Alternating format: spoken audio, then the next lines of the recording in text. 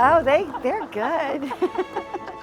Ciao, cara, come stai? Welcome, benvenuti in La Fortezza. I asked my friend Betty Soldi, who is this fantastic calligrapher and artist from Florence, to paint a quote from my Italian Guestbook. But Betty is a big deal in Italy, I'm just gonna say. And this girl is friends with her. Today I've come here to emblazon a wall with her words. And actually it's more that her words needed to speak on that wall and I just helped them come out and appear. So how's it going, the sketching? So we're just trying to see with the air conditioning. Oh my God, I'm so unbelievably excited. So this already, I love everything that's happening So at here. the bottom it can say somewhere from my Italian Guestbook. Yeah. Maybe you could sign it at the end. You could sign it. Bella. I'll try. Get on your knees. What a great idea. Like the pressure. So my family has been making fireworks since 1869, so I have gunpowder in my veins, and I always say that I make fireworks with ink now. A wall is a very big piece of paper. But for me, I love writing on large scale because we're standing up when we do it, and it's just a different way of transmitting an emotion. I'm putting together some recipes for my cookbook for them to try. I always like people to give me feedback, only if it's good.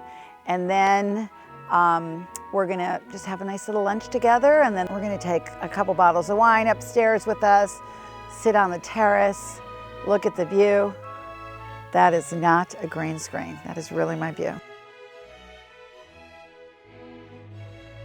All right, so let me tell you a little bit about this salad. So you can get these stuffed sweet peppers, they're not hot, anywhere in Italy, and I am obsessed with them. They are stuffed with tuna. You can serve them for aperitivo. But I thought, oh, you know what? Why not put them in a salad? So I came up with this recipe, and we also have something, so this is a really Italian recipe because it's like all the things that we have sort of left, you know, like the garden, in the pantry. We grow this celery. So Don't you think I need more? We need more. I think so. Run out to the garden. Okay. Go.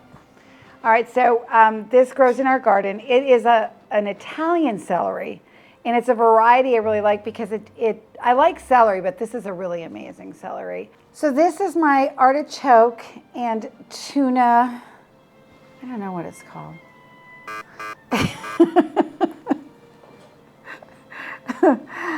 What's up? No celery in the garden. Okay. Ma dai. Come with me. Oh, I told him not to cut it down. The celery? Yeah? Gianluca cut the celery down? That son of a bitch. I specifically told him not to cut it for this recipe. Okay, let's go make some salad. Bisogna più. Più? Yeah. I'm so disappointed. All right, let's just proceed. So let's cut these up. So this doesn't have to be two twos chopped up because, you know, it's part of the salad. And this is mint. We grow mint here, right? It's so exciting. Right. Okay, so we've got lemon, balsamico, and a lemon oil. Here, you want to put the lemon in because I know you have a vision for that.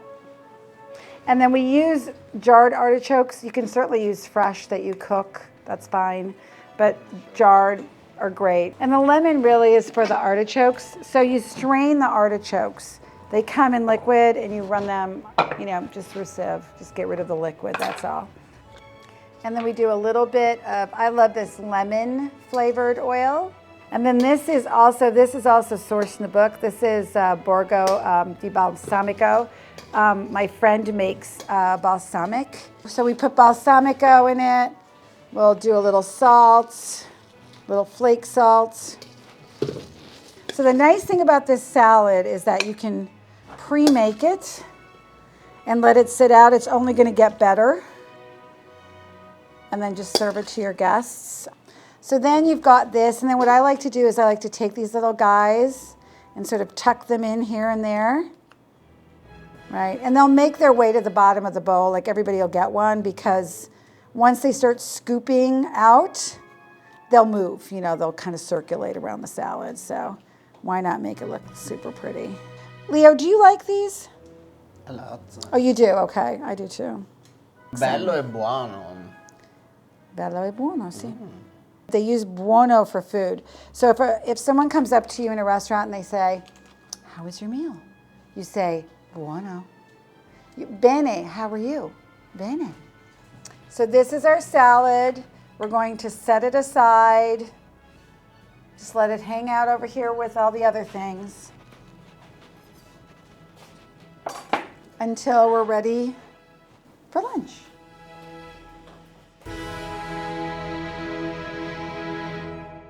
Betty, if I hit something, I'd be just really mad at you. No, there's I'm just really a not beautiful looking at rug. my eyes closed and my hand over. I'm like completely All right, blind. so we're getting Please, this. oh, like I'm nervous. Okay. Turn I'm around. gonna turn. Okay. Ready? Okay, I'm ready.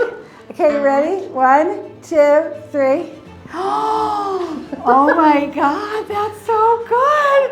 Oh my God, I love it. Oh my God.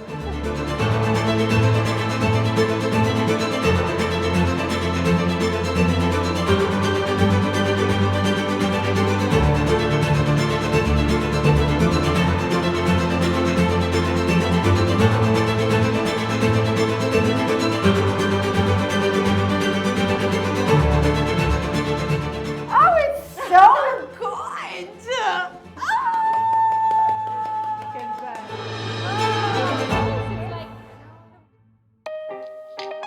So after the big reveal, of course, we're going to celebrate. So I've also invited, along with Betty and Sophia, I've invited this woman, Mary Shea, who I've not met, who owns a vineyard in outside of Florence. Let's just eat a little bit of everything. Yeah. So that is a torta de arabi, which is of this region. It's a chard tart is what it is.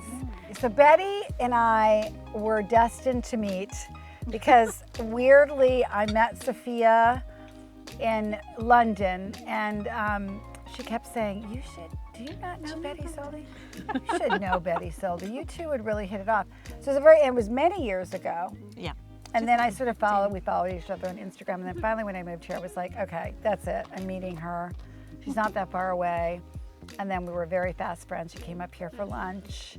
She wrote on my walls, which as you do. Of course. As you do. I'm just gonna write over here. You know.